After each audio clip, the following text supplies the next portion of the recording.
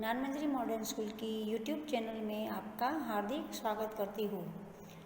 देखो बच्चों, चौथी कक्षा में हमने हिंदी का अध्ययन शुरू कर दिया है। आज हम 11वां पाठ भी सीखते हैं। आज तारीख 22 अक्टूबर गुरुवार। ठीक है बच्चों, तो हम 11वां पाठ शुरू करते हैं। पाठ का नाम है तिरंगा झंडा। तो हम पहले शब्दार्थ सीखते हैं। केसरी, केसरी यानी केसर जेवो रंग। हरा, हरा यानी લીલો। नीला, नीला यानी वादળી। शान, शान यानी गौरव। सम्मान, सम्मान यानी आदर अथवा मान। तो चलो अब हम पाठ शुरू करते हैं। यह किसका चित्र है? आ શેનું चित्र છે? यह तिरंगे झंडे का चित्र है। आ तिरंगा झंडाનું चित्र છે। यह स्वतंत्र आजाद भारत का झंडा है। શું છે? आ आजाद भारतનો झंडो છે। यह हमारा राष्ट्रध्वज है। आ આપણો राष्ट्रध्वज છે। इसमें 3 रंग है। क्या है? आमा 3 रंग છે। ऊपर केसरी, बीच में सफ़ेद और नीचे हरा। શું છે? ઉપર કેસરી રંગ, વચમાં સफ़ेद અને नीचे લીલો। 3 रंगों के कारण ही इसे तिरंगा कहते हैं। क्या कहते हैं? 3 रंगों ने कारण तेने तिरंगो कहे छे। सफ़ेद रंग के पट्टे में एक नीला रंग का चक्र है। શું છે? સફેદ રંગની વચ્ચે એક નીલા રંગનું ચક્ર છે, એટલે બ્લુ કલરનું ચક્ર છે। उसे अशोक चक्र कहते हैं। શું કહે છે તેને? अशोक चक्र कहे छे। 15 अगस्त और 26 जनवरी को हम तिरंगा झंडा फहराते हैं।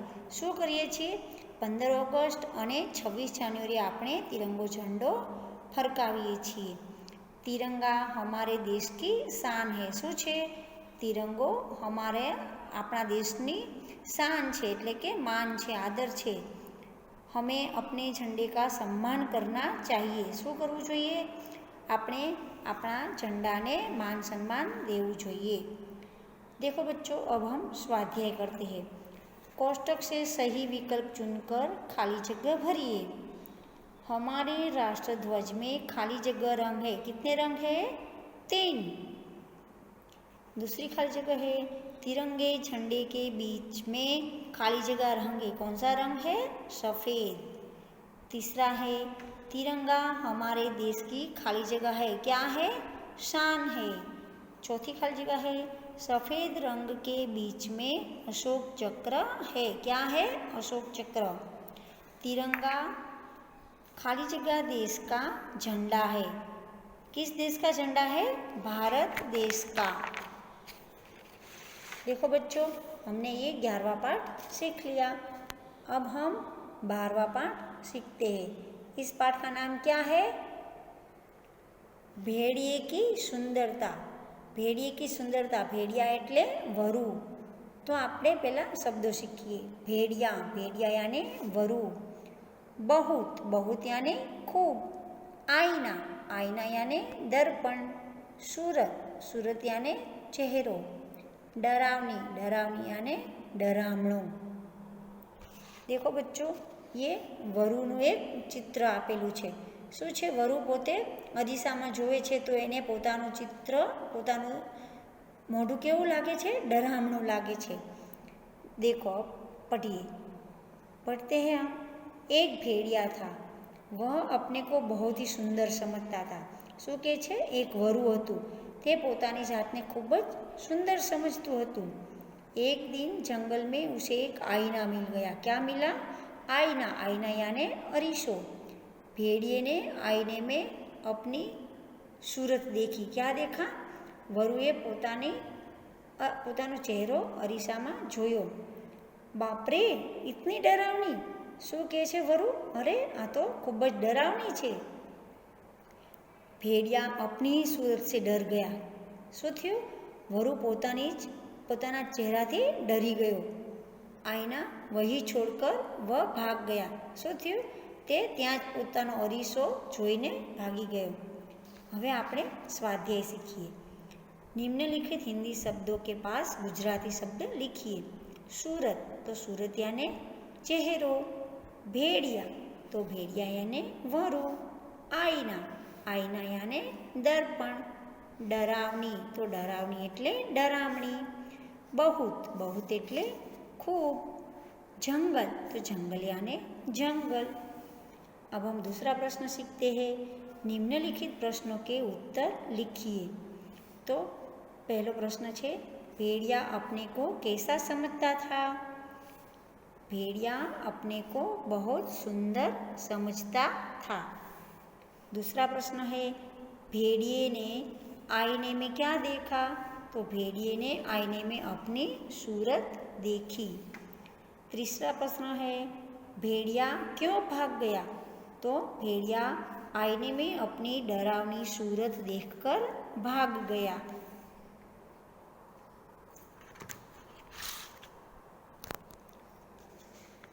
अब हम 13वां पाठ सीखते हैं.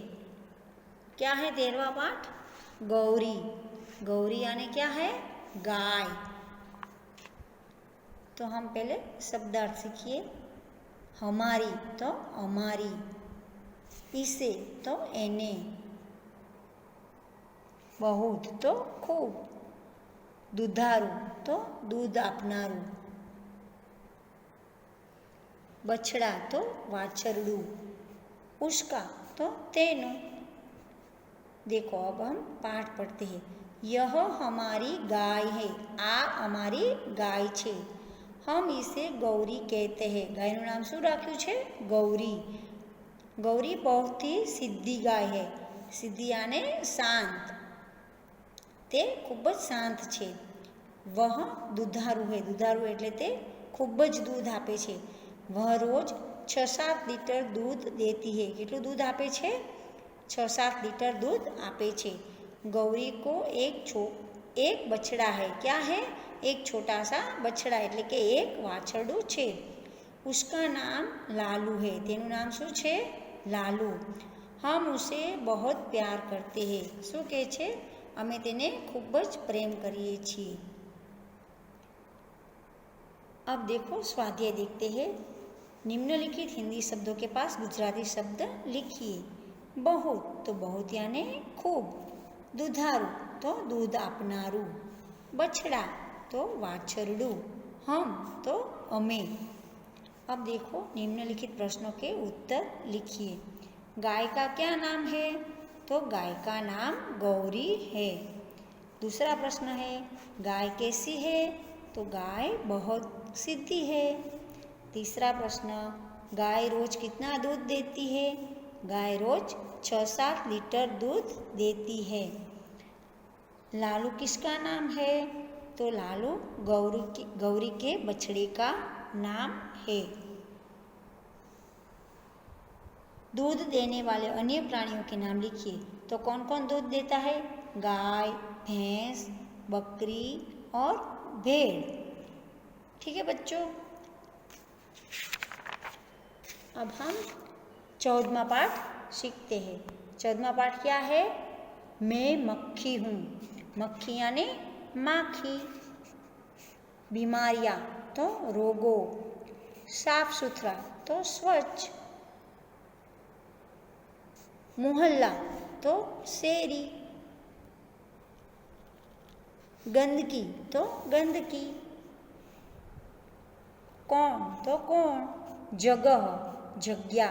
भलाई भलू अथवा कल्याण. परिवार तो कुटुंब. देखो अब हम पाठ पढ़ते हैं. मैं मक्खी हूँ. मुझे कौन नहीं जानता. શું કહે છે?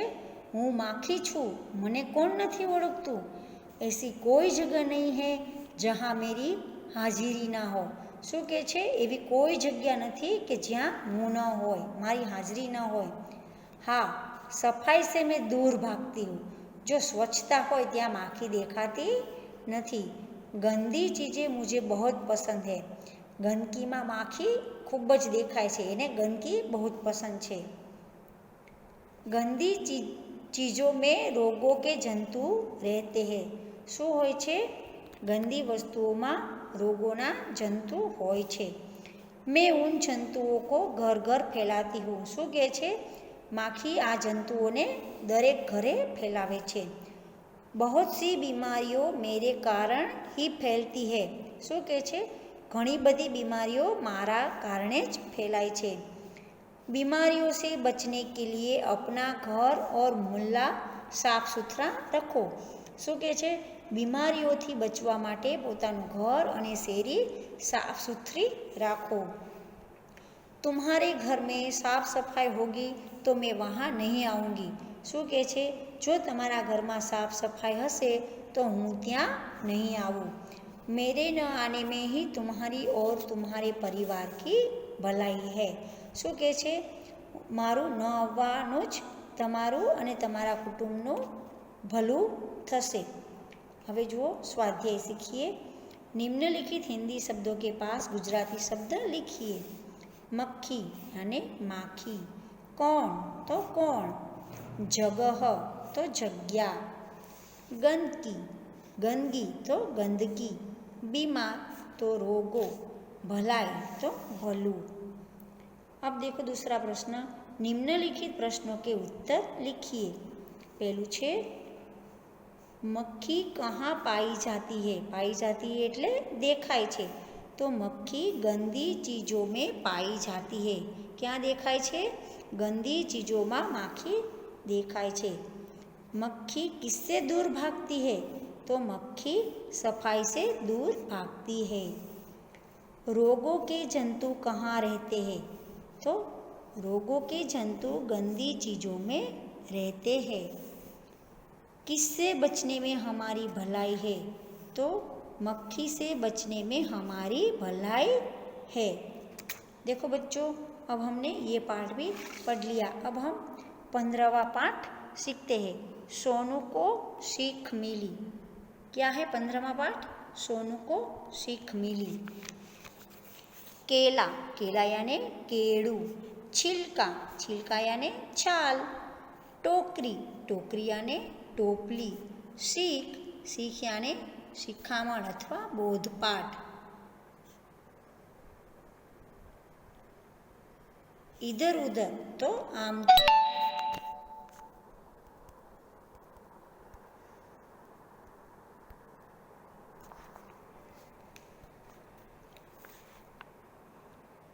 इधर उधर तो आम तेम। घुटना तो घुटन। कसम तो सौगंध अथवा शपथ। देखो बच्चों, अब हम ये पाठ भी पढ़ते हैं। सोनू को केला बहुत पसंद था। क्या था? सोनू ने केड़ू बहुत पसंद હતું। वह केला खाकर छिलका इधर उधर फेंक देता था। શું કરતો હતો? કેળું ખાઈને ગમે ત્યાં આમ તેમ છાલ ફેંકી દેતો હતો। यह उसकी आदत थी। આ એની આદત હતી। माँ सोनू से कहती, बेटा केला खाकर छिलका हमेशा टोकरी में ही डाला कर। એની માં શું કહેતી હતી? કે કેળું ખાઈને હંમેશા કચરા ટોપલીમાં જ છાલ ફેંક। इधर उधर छिलके फेंकना बुरी बात है। શું કહે છે એની માં? કે આમ તેમ છાલ ફેંકવાની ગંદી બાબત છે। સોનુ માં કે इस सीख पर ध्यान नहीं देता था। શું કરતો હતો? તે પોતાની માની વાત પર ધ્યાન આપતો ન હતો। જો એથી તે લપસીને પડે છે। એ તમને દેખાય છે। एक दिन सोनू ने केला खाया और छिलका रास्ते पर फेंक दिया। શું કર્યું? एक दिवस तेणे केळું खाधું અને રસ્તાઓ પર ફેંકી દીધું। उसी समय उसने जमीन पर गिरती हुई एक पतंग देखी। શું જોવે છે? જ્યારે તે કેળાની છાલ ફેંકે છે ત્યારે તે જમીન ઉપર પડતી એક પતંગ દેખે છે। સોનુ પતંગ પકડને કે लिए દોડા। શું કર્યું? સોનુ પતંગ પકડવા માટે દોડ્યો। उसका पैर केले के छिलके पर पड़ा और वह फिसल गया। શું થયું? તેનો પગ કેળાની છાલ ઉપર પડ્યો અને તે લપસી ગયો। उसके घुटने में चोट लगी। શું થયું? તેના ઘૂંટણમાં ચોટ લાગ્યું।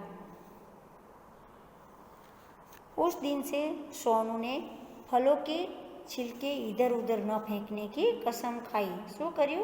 તે દિવસથી તેણે છાલ આમ તેમ ન ફેંકવાની કસમ લીધી अब वह छिलके हमेशा टोकरी में ही डालता है। હવે તે હંમેશા કચરા ટોપલીમાં જ કચરો फेंके छे। अब देखो हम इसका स्वाध्याय भी पढ़ लेते हैं। निम्नलिखित प्रश्न के उत्तर लिखिए। सोनू की क्या आदत थी? तो केला खाकर छिलका इधर उधर फेंक देता था। यह सोनू की बुरी आदत थी। શું હતું? केला खाकर छिलका इधर उधर फेंक देने की बुरी आदत थी। माँ सोनू से क्या कहती थी? तो माँ सोनू से कहती थी कि बेटा केला खाकर छिलका हमेशा टोकरी में ही डालना चाहिए। तीसरा प्रश्न है, जिस छिलके पर सोनू का पैर फिसला वह किसने फेंका था? तो उसका जवाब है, जिस छिलके पर सोनू का पैर फिसला वह सोनू ने ही फेंका था। चौथा प्रश्न है, सोनू ने क्या कसम खाई? तो सोनू ने कसम खाई कि मैं केले के छिलके को इधर उधर नहीं फेंकूंगा। अब दूसरा प्रश्न है, कोष्टक से सही विकल्प चुनकर खाली जगह भरिए। पहली खाली जगह है, सोनू को खाली जगह बहुत पसंद था। क्या पसंद था? केला। दूसरी खाली जगह है, छिलके हमेशा खाली जगह में ही डालनी चाहिए। कहाँ डालनी चाहिए? टोकरी में। सोनू ने जमीन पर गिरती हुई एक खाली जगह को देखी। क्या देखा? पतंग। देखो बच्चों, अब तीसरा प्रश्न है, अच्छी आदत के सामने सही और बुरी आदत के सामने गलत का चिन्ह कीजिए। सुबह जल्दी उठना कैसी आदत है? सही। प्रतिदिन दांत साफ करना कैसी आदत है? सही। रोज स्नान न करना तो गलत। प्रतिदिन कई बार चाय पीना वो भी गलत। फलों के छिलके इधर उधर फेंकना वो भी गलत है। छिलके हमेशा टोकरी में ही डालना ये सही आदत है। घर तथा आंगन को साफ सुथरा रखना ये भी सही बात है। दिन भर दूरदर्शन देखना ये गलत बात है। देखो बच्चों, आज हमने 11 से 15 पाठ तक की पढ़ाई की। आप ये पढ़ना और थोड़ा होमवर्क भी कर लेना। बच्चों, हिंदी ज़्यादा अग्री भाषा तो नहीं है, आप लोगों को जल्दी समझ में आ जाएगी। तो बच्चों, आज मैं आपको होमवर्क, जो कुछ भी होमवर्क दूंगी वो आप बहुत ही अच्छे से कर लेना। नमस्ते बच्चों, बाय।